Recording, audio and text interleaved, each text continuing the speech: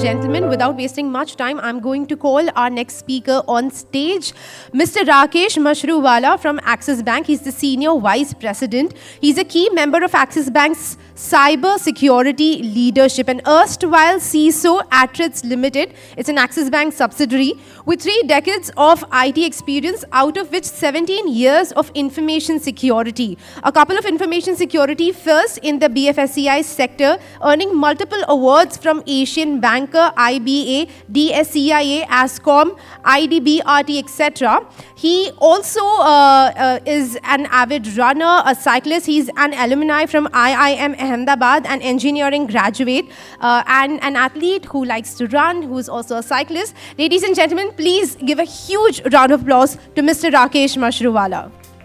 Hi everyone. Am I audible? Yeah. We all know business challenges that are there across the industry.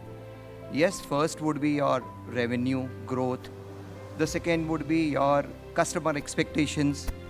Third will be your compliance. Fourth will be your regulatory assurance that you keep giving it. Fifth will be, you have to have quality of product as well as ensure that your growth is there. Financial management, hiring, etc., etc. So, all this, when you look at it, to make any decisions, be it strategic in nature or tactical, and at times nowadays, at operational levels, we have been using data through different modes, different technologies right now, artificial intelligence, chatbots, etc. And data being the core aspect, it also equally needs security around it. And it is actually a lifeline for making any business decisions. This data would be lying in your crown jewels, applications which are used to run your business. Now, to secure all these things, you would require certain, you will require to govern those.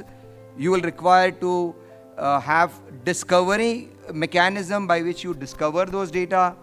You will have to ensure once you discover it, you have already classified it also, saying that this will be your business sensitive critical data. For example, in banking industry, we have PII information, which is personally identified identifier information, which can relate it to an individual. And there will be sensitive personal data, which will be used for authentication and etc. So this would be very crucial for you, and to ensure that this data remains within the realms of your organizations and your partners who are helping you to deliver the business.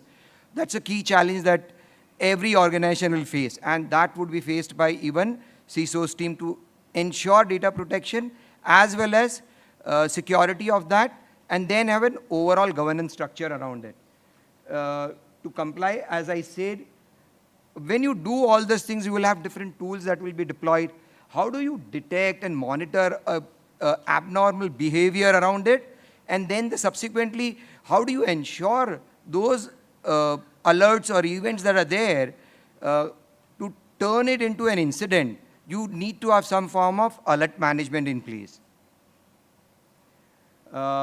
Yes, we heard a couple of people talking about pre-pandemic and post-pandemic scenario. In post-pandemic scenario, what we have observed, initially the data used to be within the on-prem kind of an environment. Cloud adoption was definitely, it was just started up. But then pandemic gave a big impetus to it. We have externalized our data to an extent now we really don't know from where it is getting delivered. Yes, definitely data localization from RBI or from other regulated entities such as SEBI is a norm, but we really don't know from which of the place in the country the data is being delivered, how secure that is there. So earlier, if you look at it, we used to have our organization and it was to be protected by devices which are there, which will prevent the access to the network of the organization. And hence you used to have, security firewalls, intrusion prevention systems and everything. From there on, you had, product-based solutions. Today, because of data being most important and it can be accessed from anywhere, be it cloud, to which you have an access, your organization has an access, your users have an access, your customers have an access. So right now the need for each organization is to have solutions, to have data-centric solutions. You will have to identify and classify your data, which is your crown jewels, which is within those crown jewels, which are the critical fields that is there. So you will have to look at data-centric solutions rather than a product-based solutions. Yes, what you need to also equally look for is what should be the scope. What we do is when we actually have, we classify our data, we know where data lies, who is the creator of the data, to the consumer of the data. We forget, we don't scope it out correctly. When I mean scope, it is not just your organization, your partners also.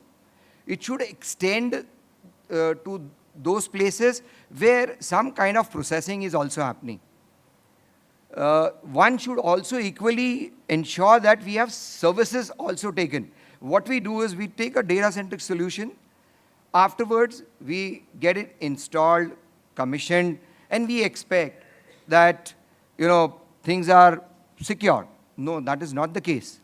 Somebody just said, 80% of your, you may have a great security around your perimeter, but a simple phishing, 80% is, the security is breached through some kind of email that is sent. Even though awareness is there, like Suresh said that every organization will have a vertical focusing on awareness, but this is the area which is very weak.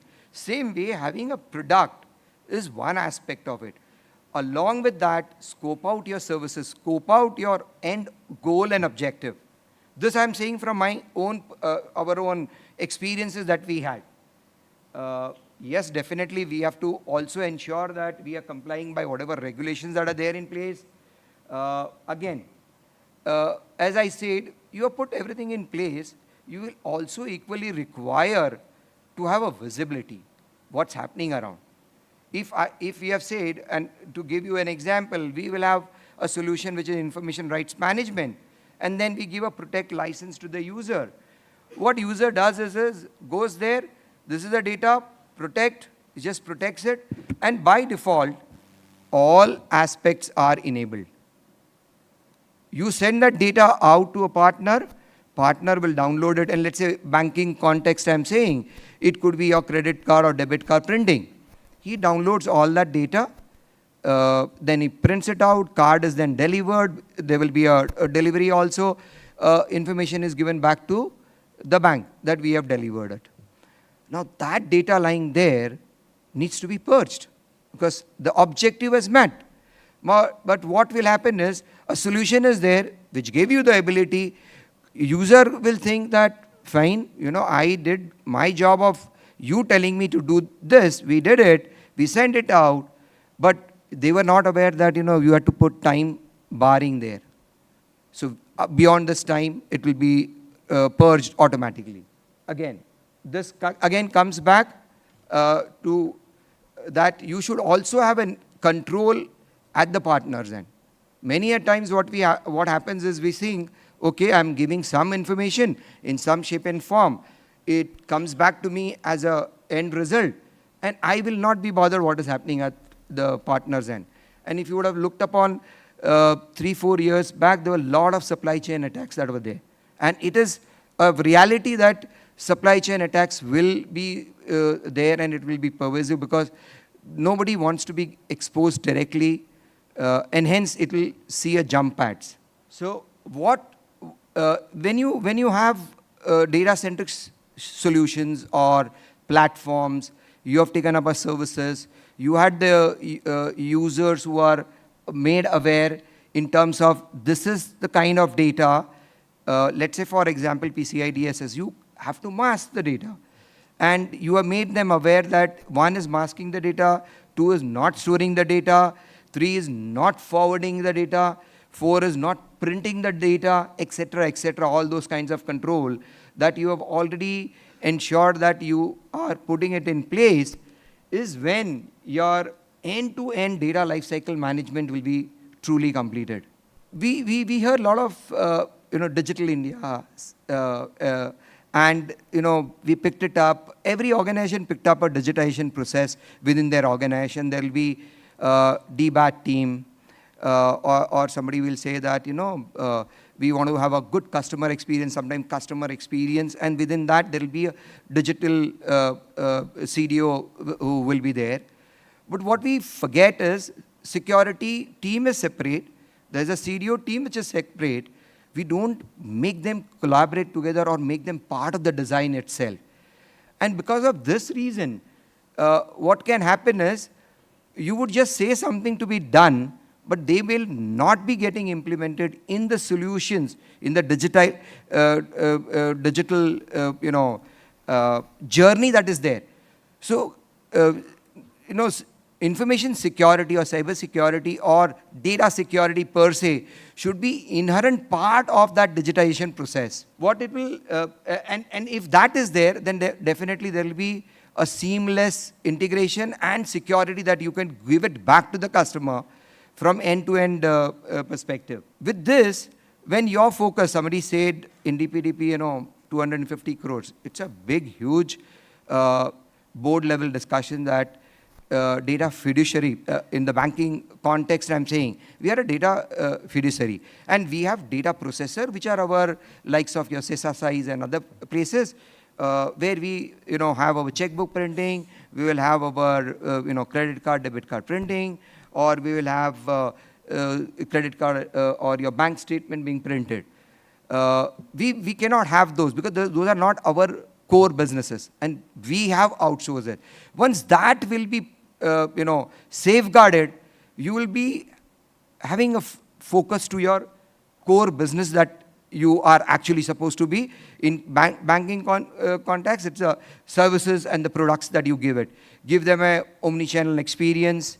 Give them variety of. I remember 7 to 8 years back when I was engaging with a couple of banks with whom I was a customer. I used to tell them that I should be owning the risk that is there on my, whatever services that I'm, using it.